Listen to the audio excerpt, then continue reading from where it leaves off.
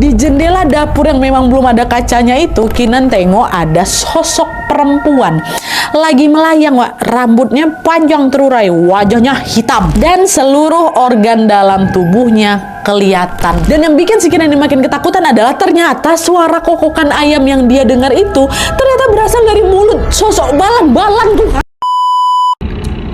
Oke, Wak, kisah pertama yang akan aku ceritakan malam ini dikirim sama Wak kita yang bernama Chris dari Sabah, Malaysia. Halo Chris. Jadi kisah ini terjadi lumayan lama, Wak, sekitar tahun 1997 dan dialami sama sahabat dekatnya Chris namanya Kinan.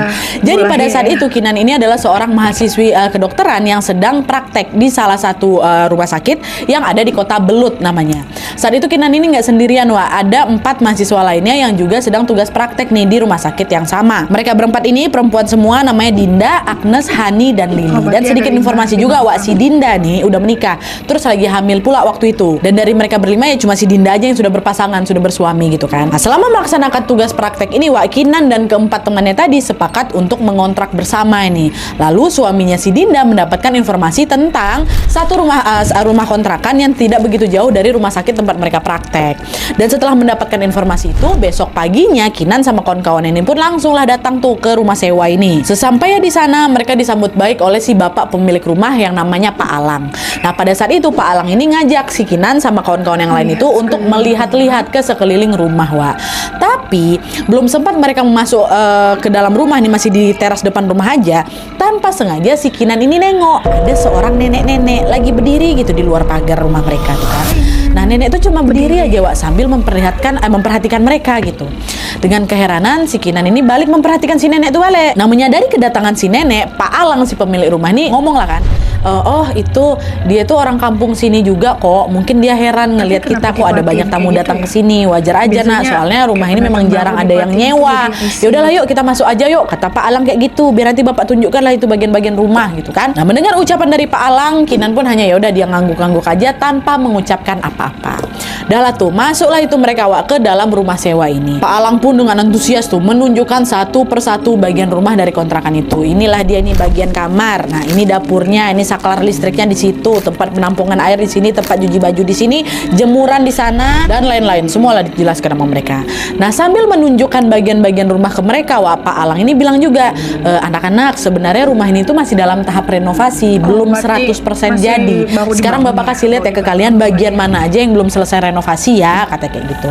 Dah, Pak Alang pun mengarahkan Kinan sama kawan-kawannya ini ke area belakang rumah, Wak. Nah, area belakang rumah itu nantinya akan dijadikan garasi, kata si bapak. Tapi belum selesai kan, lagi direnov kan.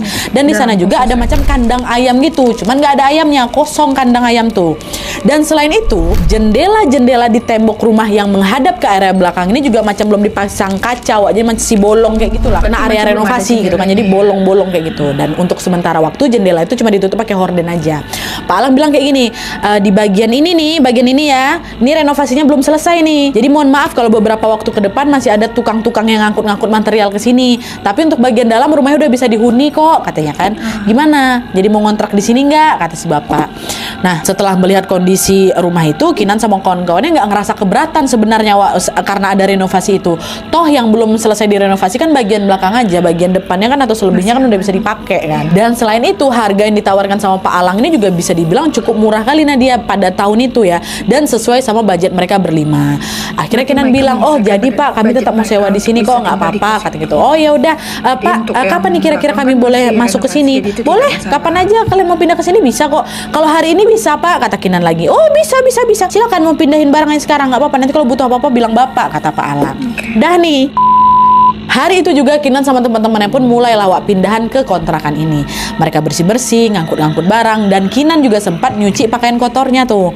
Lalu setelah semuanya beres nih, Wak, karena udah lapar lah kan, akhirnya mereka belilah itu makanan di pasar yang memang lokasinya nggak begitu jauh lah dari kontrakan itu. Tapi saat itu yang berangkat ke pasar tuh cuma si Agnes sama si Hani aja. 3 sisanya masih di rumah, si Dinda, Lili sama si Kinan di rumah. Cuma nitip tolong belikan nanti ayam bakar ya, kata gitu. Dah, selagi menunggu Agnes sama Hani ini balik dari pasar, Kinan tiba-tiba teringat lah sama cucian yang dia jemur tadi siang. Dia kan tadinya sempat cuci baju kan. Saat itu hari sudah sore, Wak. Seharusnya cucian Kinan udah kering juga.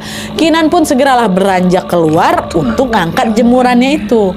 Nah terus, aduh belum apa-apa udah merinding. Terus pada saat Kinan berada di area jemuran, Kinan tuh udah ngerasa kok hawa sore itu mendadak nggak enak ya, tiba-tiba merinding bulu kuduknya gara-gara dia ketakutan gitu. Kinan ini sampai sesekali dia nengok kiri kanan, gelisah gitu lah untuk memastikan keadaan di sekeliling itu baik-baik aja gitu kan. Nggak tahu kenapa nggak enak lah begitu perasaannya. Tapi nyatanya ya memang waktu dia tengok kiri kanan ya nggak ada apa-apa. Akhirnya untuk menghalau rasa takutnya ini masih sambil ngangkat jemuran nih kan, Kinan nyanyilah lagu kebangsaan, bukan lagu romantis, dia nyanyi lagu kebangsaan. Lagu apa judulnya? Lagu Sabah Tanah Airku, itu yang dinyanyikan.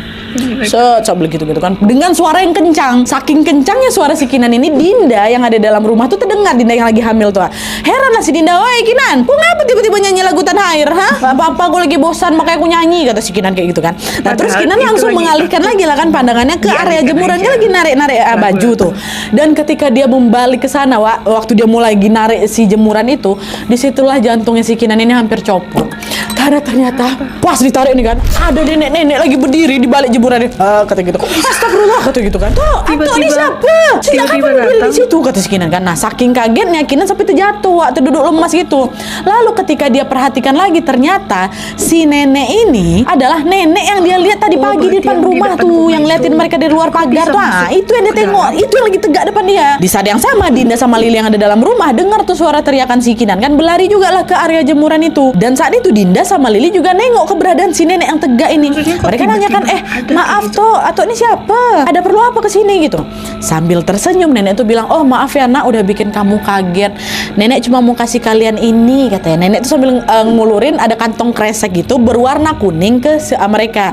Dan ketika dibuka, ternyata isinya tuh macam ada jeruk-jeruk limau plus dahan-dahannya. Jadi dahan-dahan yang berduri itu ada juga di dalam kantong plastik itu. "Ini buat kalian," katanya. Nah, setelah mau kasih kantong jeruk limau itu ke mereka, si nenek ini masih terus juga tuh berdiri di sana. Dikasihkan, habis itu dia nengokin mereka satu-satu. Kok mereka macam lagi screening gitu. Terus nenek tuh bilang, "Cepat kalian masuk ke dalam rumah, jangan sampai waktu maghrib kalian masih di luar. Bahaya," kata dia gitu kan.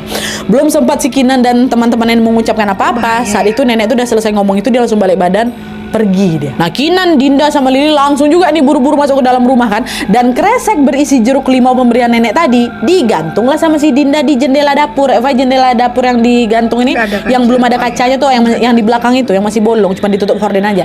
Digantung di situ. Dah masuklah mereka. "Kok ini pun ada. Ya orang aku terkejut nampak nenek tuh ada di situ," kata siapa kan? Kata si Kinan.